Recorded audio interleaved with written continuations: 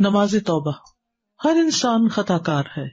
انس رضی اللہ عنہ سے مروی ہے کہ نبی صلی اللہ علیہ وسلم نے فرمایا ہر ابن آدم خطا کار ہے اور بہترین خطا کار وہ ہیں جو بہت توبہ کرنے والے ہیں. اللہ سبحانہ وتعالیٰ بہت توبہ قبول کرنے والا ہے. ان اللہ یغفر الذنوب جميعا انہ هو الغفور الرحیم.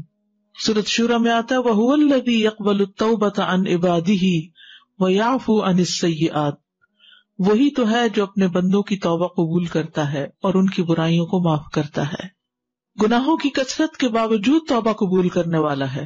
انس بن مالک رضی اللہ عنہ سے مروی ہے کہتے ہیں کہ میں نے رسول اللہ صلی اللہ علیہ وسلم کو فرماتے ہوئے سنا اللہ تبارک و تعالی فرماتا ہے اے ابن آدم بے شک تو جب تک مجھے پکارے گا اور مجھ سے پر امید رہے گا جو بھی گناہ تجھ سے ہوں گے میں تجھے بخشتا رہوں گا اور میں کوئی پرواہ نہیں کروں گا.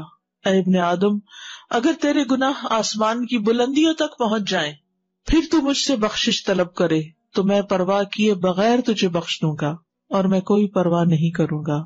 اے ابن آدم اگر تو زمین کے برابر گناہ لے کر میرے پاس آئے اور اس حال میں مجھ سے ملے کہ میرے ساتھ کسی کو شریک نہ کیا ہو تو میں تجھے ان گناہوں کے بقدر بخشش عطا کروں گا. تو اللہ سبحانہ وتعالی سب گناہ معاف فرما سکتا ہے، تو اس لیے انسان کو کبھی بھی مایوس نہیں ہونا چاہیے. اللہ سبحانہ وتعالی دن رات توبہ قبول فرماتا ہے. نبی صلی اللہ علیہ وسلم نے فرمایا بے شک اللہ عز و جل رات کے وقت اپنا ہاتھ پھیلاتا ہے تاکہ دن کا گناہ گار توبہ کر لے اور دن کو اپنا ہاتھ پھیلاتا ہے تاکہ رات کا گناہ گار توبہ کر لے یہاں تک کہ سورج اپنے مغرب سے طلوع ہو جائے. جان نکلنے سے پہلے تک توبہ قبول کرنے والا ہے.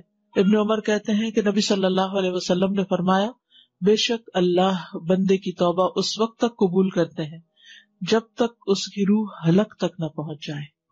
تو اس لیے انسان کو کبھی بھی مایوس نہیں ہونا چاہیے.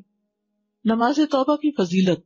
نبی صلی اللہ علیہ وسلم نے فرمایا جو بندہ بھی کوئی گناہ کر بیٹھے پھر اچھی طرح وضو کر کے کھڑا ہو اور 2 رکعت نماز پڑھے پھر اللہ سے بخشش مانگے تو اللہ اسے بخش دیتا ہے تاکہ انسان کے دل پر گناہوں کا بوجھ نہ ہو، گلٹ نہ ہو.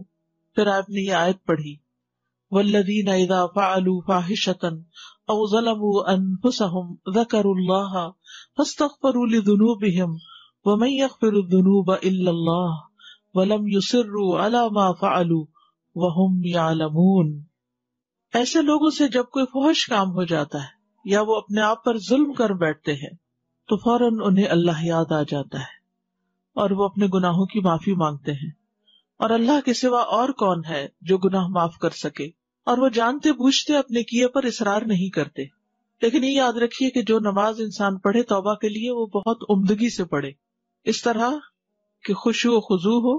جیسے حدیث میں آتا ہے جو آدمی وضو کرے اور اپنا اچھی طرح وضو کرے پھر 2 یا 4 رکعتیں پڑھے اور ان میں اچھے انداز میں ذکر و اذکار اور خشوع و خضوع کرے پھر اللہ سے بخشش طلب کرے تو اس کو بخش دیا جائے گا. تو یہ ضروری ہے کہ وضو بھی اچھا ہو اور نماز بھی توجہ سے پڑھی جائے. توبہ کی شرائط. نمبر 1 خالص توبہ کرنا، توبوا الی اللہ توبۃ نصوحا. نمبر 2 نادم ہونا. حدیث میں آتا ہے الندم توبۃ، ندامت ہی توبہ ہے.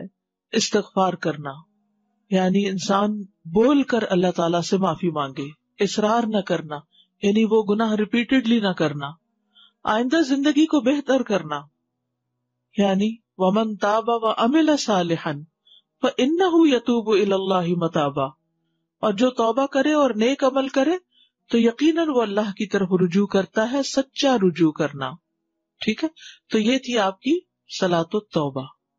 یعنی جب بھی انسان سے کوئی گناہ ہو، کسی بھی گناہ کا بوجھ دل پر ہو، کوئی گلٹ ہو، کسی طرح کی پریشانی ہو، کاموں میں رکاوٹ آ رہی ہو اور انسان کو اس کے گناہ ستا رہے ہوں اور غمگین کر رہے ہوں، غمزدہ کر رہے ہوں، ڈپریشن میں مبتلا کر رہے ہوں، تو انسان اچھے سے وضو کرے، اچھی سے نماز پڑھے اور اللہ سے رو کے دعا کر لے کہ اللہ مجھے معاف کر دے. That's it.